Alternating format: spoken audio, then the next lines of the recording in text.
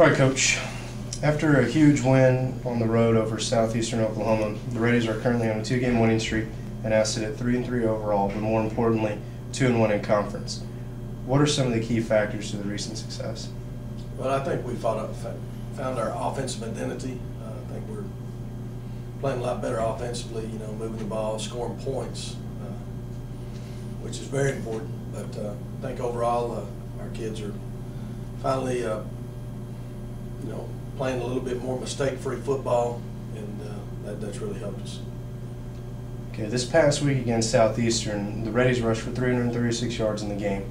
In the game prior against West Georgia, they rushed for a total of 254 yards on the ground, giving the team almost 600 yards in those two games.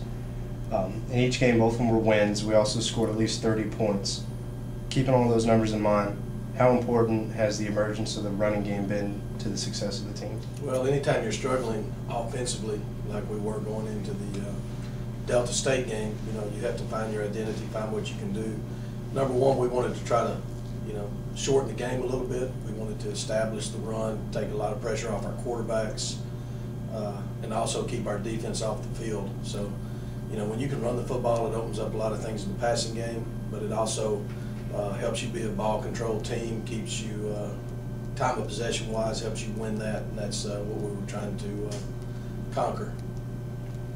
All right, and shifting focus kind of towards quarterback play, the redshirt freshman Kevin Rogers started the last 3 games at quarterback, but he had to leave this past game with an injury, and Nathan All, a former starter, came in and performed well in the game. If both the quarterbacks are available, what will the status of the quarterback position be? Well, we'll just play it day by day right now.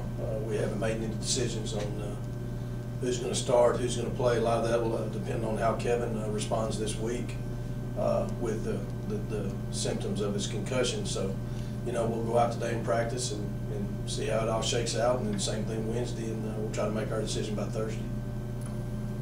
And in your opinion, Coach, give us your players of the week for the game against Southeastern, both on the offensive and defensive side of the ball.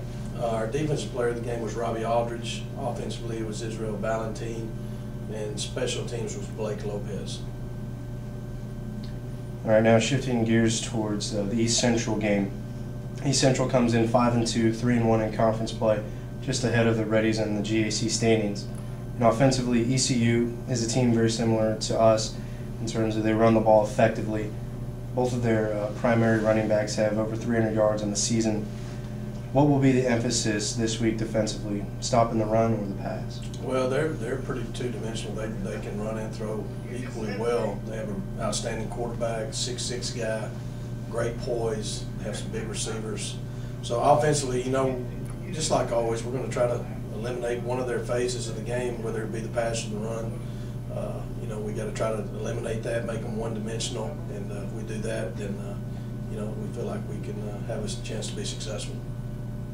Right on the year, ECU's defense averages giving up 25 points a game and about 330 yards of total offense. How will the Reddies effectively move the ball against their defense? Well, we've just got to do what we do well, and try to establish the run game, and take what they give us in the passing game, and hopefully we can go out and execute our offense. Really, offensively, if we can execute what we're doing, not turn the ball over, I think we can move the ball on anybody. What's hurt us this year is really our inconsistencies with running the football at times, but also the turnovers have been the big deal. So if we don't turn the football over, I think we can, move the football. All right, and a side note, ECU comes in as one of the most penalized teams in the GAC. So far this year, they've committed 71 penalties for 661 yards. And given that this game will be homecoming and a large and loud crowd is expected, will the penalties and hopefully lack thereof from our perspective be a significant key to winning the game? Oh, I think anytime you're the least penalized of the two teams, it plays to your advantage. But also, a lot of times the top teams in each conference you look at, they're some of the most penalized teams. If you play aggressive football, you're going to be penalized, and I think that's kind of the way East Central plays. They're very aggressive defensively. They've got some outstanding defensive players, and I think that leads to some penalties because of their aggressiveness. So, the last 3 years we're in the Gulf South Conference, I think Delta State was the most penalized team in the conference, but they played for a national championship and won 2 conference championships in that time. So, you know, I think sometimes that's a stat that really is not indicative of the outcome of a football game. All right, Coach, we'll get you out here on this one. Finish this statement. The Reddies will be essential if what happens? Well, number one, we've got to not give up the big play defensively, and offensively we've got to control the football, and the time of possession I think is going to be very important. All right, thank you, Coach.